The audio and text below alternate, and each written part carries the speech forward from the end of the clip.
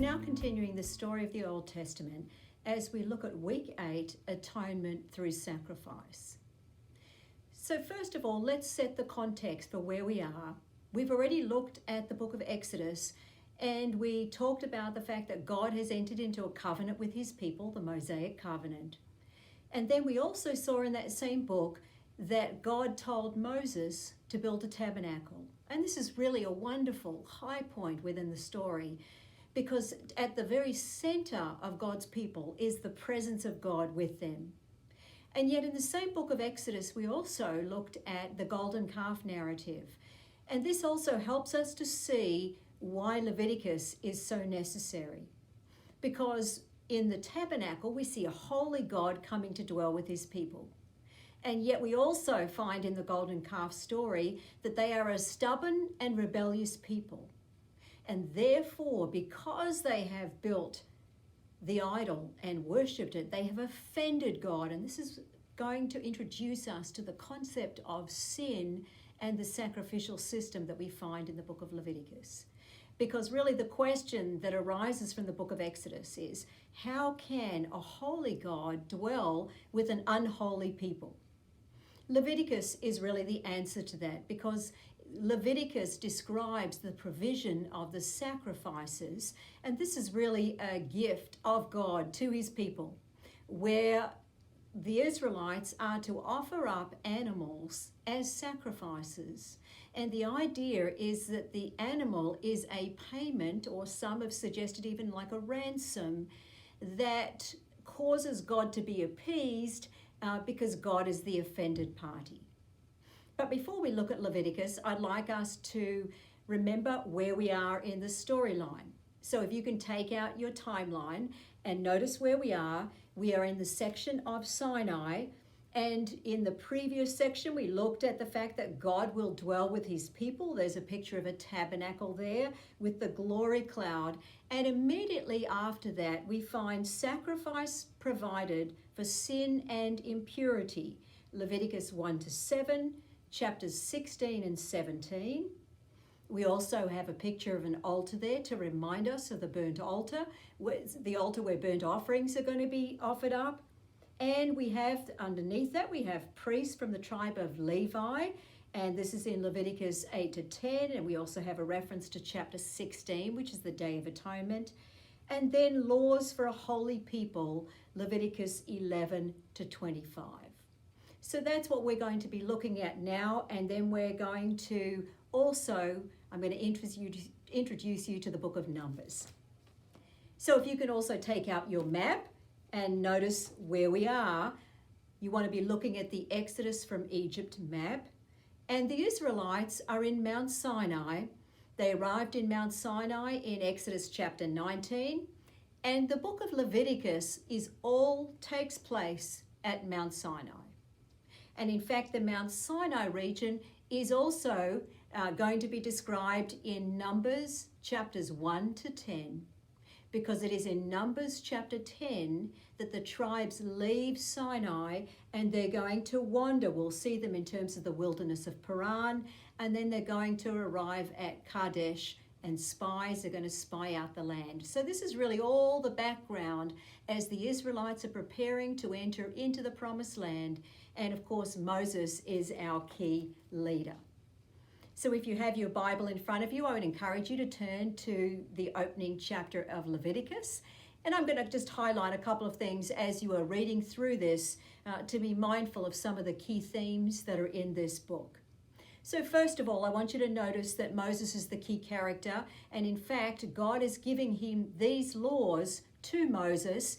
And we also have the tent of the meeting in verse 1. It says, "Then the Lord called to Moses and spoke to him from the tent of the meeting." This underscores that the tabernacle has already been completed, and we saw that in the book of Exodus, and especially chapter 40, where God's glory comes down. The reference to the tent of meeting is another term used for the tabernacle, and what it really does is it reminds us that the tabernacle is a place where God meets with his people. This is the presence of God with his people. And we find in verse 2 that God gives Moses instructions, and he says, "Speak to the sons of Israel and say to them, when any man of you brings an offering to the Lord, you shall bring your offering of animals," and it describes from the herd of the flock. And then we have, in reference to in verse 3, there is an emphasis of the type of animal, and especially it says without defect. And from the beginning, we start to see the importance of the quality of the sacrifice that is given to God. And that actually is a theme that runs throughout the Old Testament. The animal is to be spotless or without blemish. And this highlights for us that God is wanting the best of the flock, because the sacrifice costs something. King David understood this many years later when he said, "I will not give to the Lord that which costs me nothing." That is a theme that runs through the book of Leviticus. I also want you to notice in verse 4 of Leviticus chapter 1, we start to see the burnt offering, and then we have the language of atonement. This term, the verb to atone, and there's also a noun with it. Sometimes it can have the sense of covering, but really what's going on here is that in order for the Israelites to be in fellowship with God, a sacrifice is required. And the sacrifice, the animal, the type of animal, there's specific instructions given, that when a worshipper has offended God through sin, and most of the sins are actually unintentional sins, when they have offended God, the underlying principle is offense against God. Sin leads to death. And yet through the sacrificial system, God has provided the death of the animal instead of the death of the one who has offended God. And so God, it is what we call a mitigated punishment. It is less than the sins deserve. And yet God has provided that there are certain instructions with who can bring the sacrifice and the types of sacrifices that are given. But God is the offended party. And so the sacrifice is a means of appeasing the guilty, the one who is guilty, the sins are going to be forgiven, but also appeasing the offended party. So you're going to see language of atonement throughout the sacrificial system. And really what's underlying this is how are God's people to be in relationship with a holy God, and the sacrifices are the means by which that will be accomplished. That doesn't mean that every sin that there is a sacrifice for it. For in fact, for intentional sins like murder, committing adultery, and a whole series of them, there's actually the death penalty. But in the opening chapters of Leviticus, we have a series of offerings. You're going to find burnt offerings, grain offering, peace offering, sin offering, guilt offering, and then there's going to be the consecration of Aaron. And the burnt offering is one of those that is used in various contexts, and it's the whole animal is put on the altar, completely given over and devoted to God. So as you read through these, I want you also to remember that the sacrifices in Leviticus 1 to 7 are reminding us that when someone has sinned, that there is a punishment, a just punishment that is required for the offended party, which is God. And God provides the animal in place of the person who has offended God. You also start to see in these chapters the importance of the priest who is set apart. The priest is going to mediate between God and the people. So there are priestly garments. The priest is set aside and anointed. Wonderful ceremonies that take place and beautiful garments that represent the holiness of God, and the priest has holy to the Lord.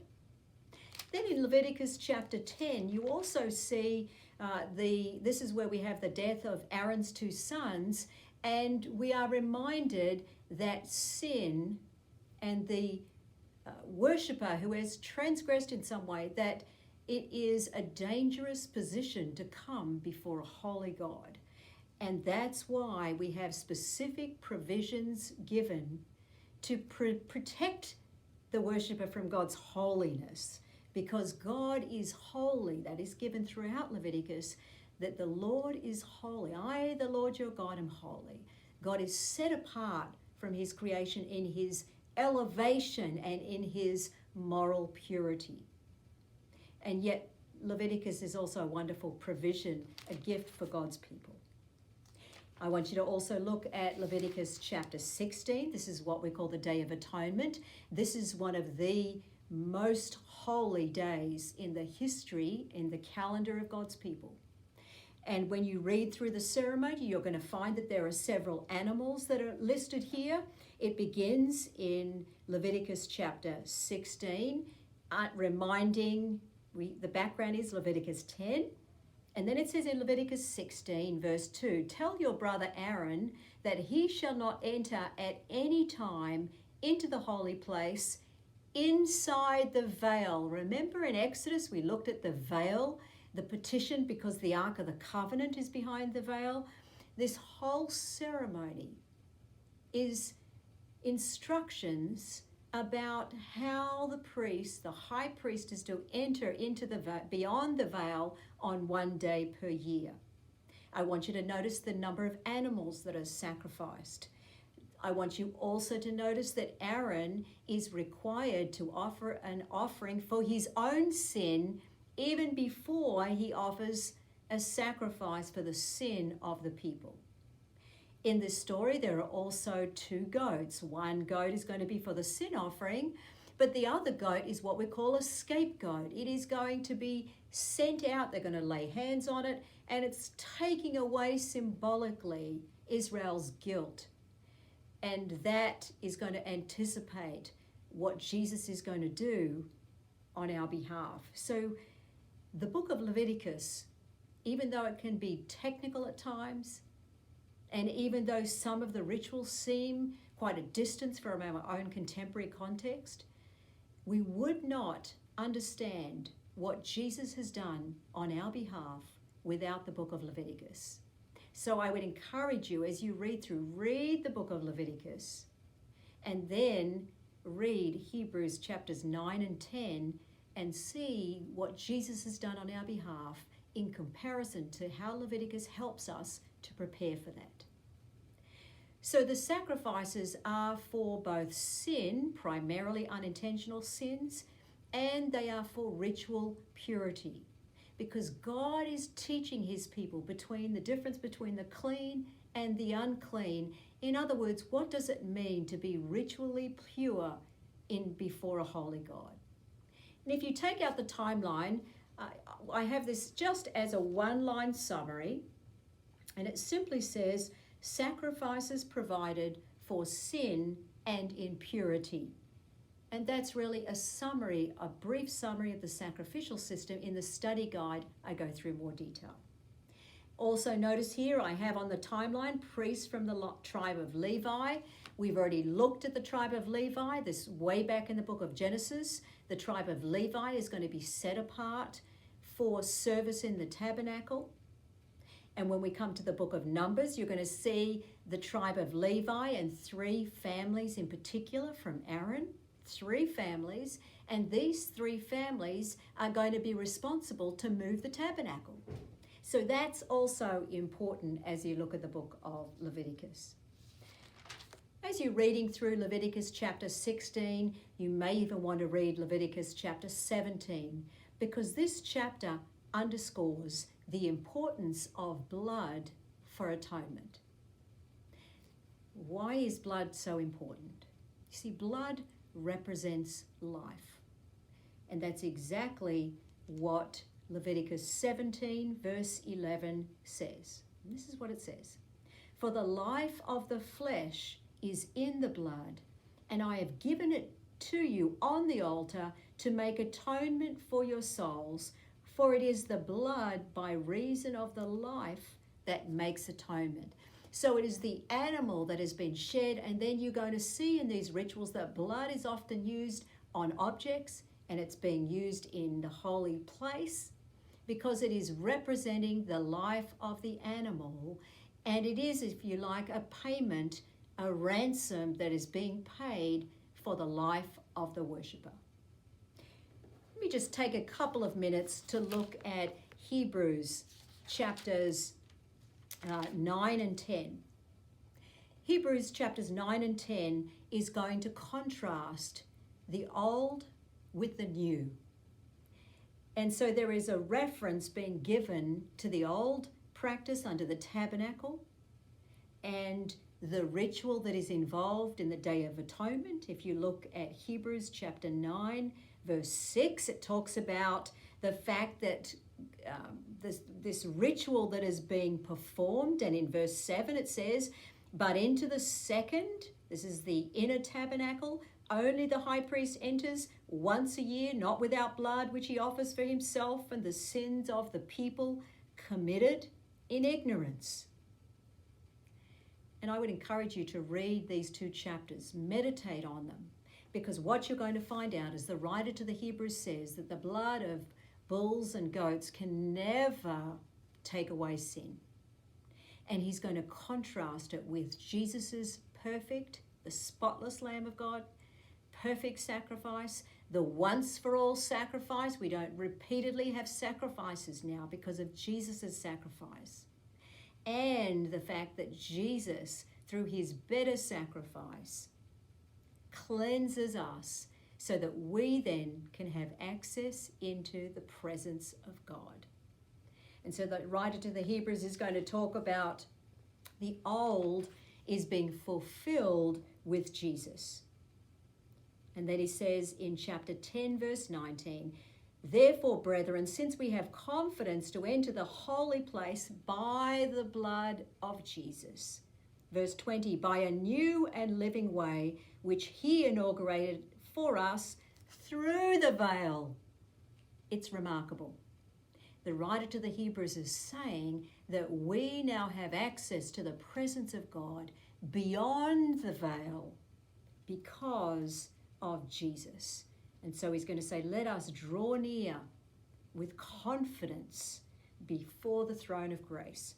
What a wonderful, wonderful chapter to meditate on. Let me just mention a couple of things about the book of Numbers. The book of Numbers begins with a numbering and the book ends with a numbering. What are the numberings? The Israelites are going to move toward the promised land, and so they are going to be numbered. But I also want you to recognize that as they move, and if you take out your map, let's just put it on so that you have the map in front of you. You take out the map. The Israelites are going to move in Numbers chapter 10. They are going to leave Mount Sinai. They're going to end up at Kadesh or Kadesh Barnea. And it is going to be from there that the spies are going to spy out the land. And you're going to see later in the book of Numbers that they're going to keep the map in front of you. They're going to try to pass through Edom. That doesn't work. It's not successful. And in fact, they're going to land up on the plains of Moab. And in the next map, in tribal allotment of the promised land, you see later in the book of Numbers, in Numbers chapter 21, verse 25, there's the conquest of Heshbon. And then in Numbers chapter 21, verses 24 and 25, it talks about the Israelites conquering that region from the Arnon River to the Jabbok River. And you should be able to see those. And so the Israelites are going to end up in the book that they're going to end up opposite Jericho, about to enter into the promised land. And so there's lots of things that take place, but remember the main thing in the book of Numbers, in Numbers chapter 14, we have the spies spy out the land.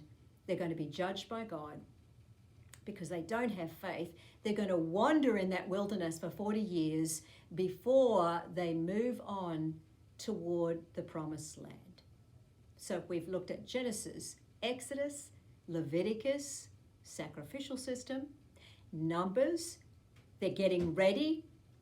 The tribe of Levi is going to be central. There are some more laws given. They're getting ready to move. In Numbers chapter 10, they move. And then by the time you come to the end of the book, they're on the plains of Moab. There's been some initial victories. God's blessed his people. Moses is still the leader.